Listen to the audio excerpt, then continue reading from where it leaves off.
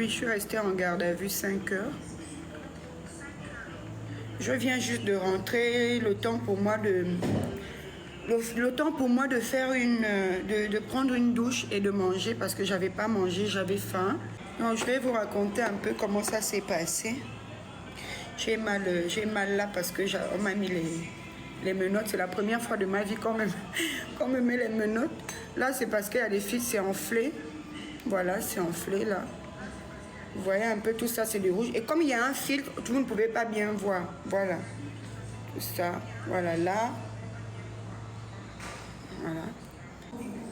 Il s'est passé que aujourd'hui, il y avait une manifestation des camarades de classe de la petite Dina qui s'est fait assassiner en Turquie. Donc il y avait une manifestation déjà au lycée Kouaben parce que c'est là-bas qu'elle a appris quand elle était à Libreville ici, c'est là-bas qu'elle était à l'école. Et donc les jeunes de son collège Kouaben ont fait une manifestation, je crois. Ils ont fait une marche. Et la marche c'était de venir justement, partir de Kouaben et venir justement ici à l'ambassade de Turquie. Ensuite, la vérité c'est que leur marche ne me concernait pas du tout parce que nous, hier pendant qu'on était sur les lives et tout, on s'est tous dit qu'on allait se retrouver aujourd'hui à 14h. Mais la vérité c'est que moi, je n'étais pas très sûre d'être aujourd'hui au sitting parce que comme vous l'avez constaté depuis hier, j'étais très fatiguée. Sauf que quand les camarades de classe ou ses collègues de classe sont arrivés à l'entrée de Calicac, là, les policiers étaient déjà là pour leur barrer la route. Et moi, j'étais chez moi, j'essayais de dormir, de me reposer. Et c'est comme ça qu'une fois je me suis réveillée, je suis rentrée sur TikTok. J'ai ouvert le TikTok et je vois qu'on m'a tagué justement sur le live de ces enfants-là qui étaient juste à l'entrée de Calicac pour venir à l'ambassade de Turquie pour justement le sitting. Et quand j'ai vu ça, je me suis justement levée, puis je me suis dit que j'allais voir ce qui se passait. Et moi à ce moment-là, dès que j'ai vu les enfants sur le TikTok, je me suis levée rapidement et puis je suis allée. Et quand j'ai vu les policiers, j'avais mon téléphone en main. Et donc quand j'arrive, le monsieur il me voit avec le téléphone en main, un des policiers, un des chefs. Tout de suite, il m'agresse du genre, pourquoi vous nous filmez? Donnez-moi votre téléphone et tout. Je dis, mais moi je ne suis pas en train de vous filmer. Donnez le téléphone. Je dis, non, je n'ai pas à vous donner. Donnez le téléphone. Donc j'ai donné le téléphone. Ils ont déverrouillé. J'ai déverrouillé. Ils ont regardé un peu ils sont rentrés dans toutes les images, TikTok, mes photos, mes vidéos. J'ai déjà besoin de mon téléphone parce que de toute façon, vous êtes déjà rentrés dans tout. Vous avez regardé. Je suis sûre que vous êtes même tombé sur mes photos nues parce que c'est mon téléphone. Ça m'arrive de faire mes petites photos sexy et tout. Donc vous êtes dans mon intimité. Je veux mon téléphone. Et c'est comme s'il ne comprenait rien. Et du coup, je lui ai dit, je veux mon téléphone, monsieur, une deuxième fois. Et il me fait, il veut me donner le téléphone. Après, il fait ça et puis il dit, d'abord, qu'est-ce que vous faites même ici? Je dis, pardon. Je dis, c'est une voie publique, non? Je suis en train de marcher, ok? Donc, je ne comprends pas pourquoi vous me posez la question de savoir ce que je fais là et tout ça. Oui, est-ce que c'est pas vous qu'on a vu dans les vidéos hier, vous étiez en train de manifester, vous étiez en train d'appeler justement les Gabonais à faire des sittings et tout, faire le désordre. Je dis, monsieur, vous pouvez regarder sur toutes les publications. Déjà, moi, la vérité, c'est que depuis qu'on fait des sittings, moi, je ne poste quasiment pas.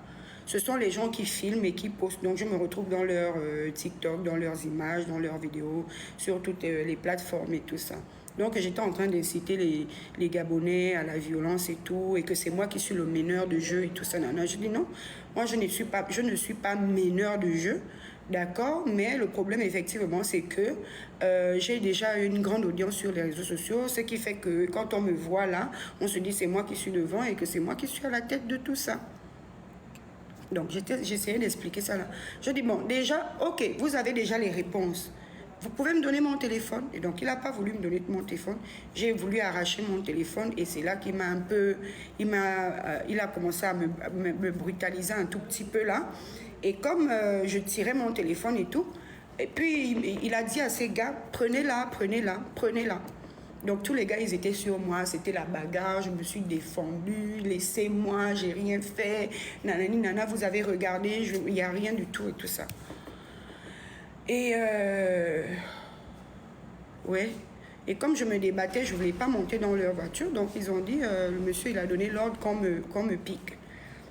En fait, piquer, en fait, en termes, dans leur terme de policiers, tout ça là, c'est genre, mettez-lui les menottes. Parce que les gars, ils étaient sur moi, ils n'arrivaient pas à me contrôler, nanani.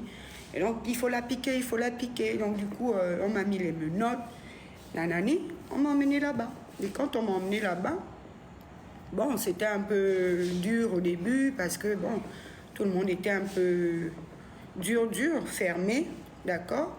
Et ils ont commencé à me donner des leçons, me dire un peu que voilà, on n'a pas le droit de manifester et que de toute façon, si on voulait manifester, on n'a qu'à aller au ministère de l'Intérieur ou au ministère des Affaires étrangères, quelque chose comme ça, pour demander justement un ordre, qu'on nous fasse un papier. Ils m'ont auditionné, j'ai fait ma déposition. Mais pendant que j'étais en train de faire ma déposition, en fait, je leur demandais pourquoi j'étais là, parce que je ne comprenais pas pourquoi j'étais là. Ils m'ont dit que oui, ils sont tombés sur mes vidéos d'hier. Je leur disais pourquoi je me retrouve là, il y a quoi de grave? Parce que moi, de toute façon, j'étais seulement en train de parler, disant que oui, d'interpeller nos mamans qui ont des enfants justement dans ces pays maghrébins là, de dire que oui, il faut faire rentrer vos enfants, n'envoyez plus vos enfants en Turquie, en Tunisie et tout. C'est moi qui étais en train de justement dire à tout le monde de ne pas faire de violence, parce qu'à un moment, il y a des voitures qui passaient où il y avait des blancs et puis ça commençait un peu à s'exciter sur eux. C'est moi qui leur disais non, non, non, non, non, il ne faut pas. La maman de Dina, dès qu'elle a entendu que j'étais là-bas, au commissariat, elle est partie, hein, je ne sais pas où elle était, mais en tout cas elle est venue. Comme m'a dit que la maman de Dina, donc pendant que j'étais à l'intérieur, ils ont emmené trois jeunes gars, 3 jeunes hommes aussi qui étaient à Kouaben avec la petite. Ils ont arrêté les petits, en fait, ils nous ont rejoints là. Et ils étaient même étonnés de me voir là parce que je n'étais pas à leur manifestation, je n'étais pas dans leur marche. Et puis bon, comme la maman de la petite, elle était là aussi dehors, je crois que parce qu'elle a dit en fait que si on me garde là même jusqu'à demain, elle allait aussi rester là jusqu'à demain. Que, voilà, elle allait dormir là. Donc je pense qu'ils ont eu pitié d'elle parce que déjà elle souffre, elle pleure, elle saigne de la petite qui est décédée, sa fille et tout, de la voir encore assise là au commissariat et par terre, nanani, venir pleurer, dire qu'on doit me relâcher et tout ça. Je pense que on a un peu appelé les gens d'en haut là-bas pour dire bon non, il faut. Et moi, à ma grande surprise, en fait, moi quand j'étais à l'intérieur, je ne savais pas que la maman était là. Et à ma grande surprise, quand il a fallu aller signer justement la déposition et tout, quand je sors, je trouve la maman là, vous ne pouvez pas imaginer à quel point ça m'a fait chaud au cœur et ça m'a fait plaisir que je suis seulement allée tomber sur elle, quoi. Et quand elle m'a vue, elle s'est mise à pleurer. Ma fille, je suis là. Je dis, mais maman, non, tu n'aurais pas dû venir. Mais non, elle dit, non, non, non, je ne pouvais pas. Déjà, depuis le début, tu nous soutiens et tout. Je ne pouvais pas te laisser comme ça. Il fallait que je vienne, il fallait que je vienne. Je lui ai dit, mais non, tu aurais pu rester à la maison, c'est pas grave. J'aurais pu, ça va aller, ça allait forcément aller. L'affaire est déjà sur les réseaux sociaux. Elle dit non, non, je pouvais pas rester. Et donc, il y avait aussi quelques frangines qui ont été aussi pendant des sittings avec nous, qui étaient là. Ma famille était là. Toute ma famille était là. Je viens à peine de prendre ma douche, j'ai mangé un peu, parce que j'avais très faim et je me suis dit que j'allais me mettre sur le live justement pour vous expliquer, pour calmer un peu les choses, parce que je sais que vous me cherchez et parce que je sais que vous m'aimez beaucoup. Pour vous dire que je vais bien. Et qu'à l'intérieur, pendant que j'en étais en train de m'auditionner, ils n'ont pas été méchants avec moi, ils n'ont pas été violents. Non, ils étaient plutôt très calmes avec moi, me posaient des questions tout simplement. Ils n'ont pas été agressifs, ils ne m'ont pas frappé, ils ne m'ont pas torturé. Voilà. Voilà. Et puis comme j'étais aussi très calme, je pense que ça a aussi beaucoup joué.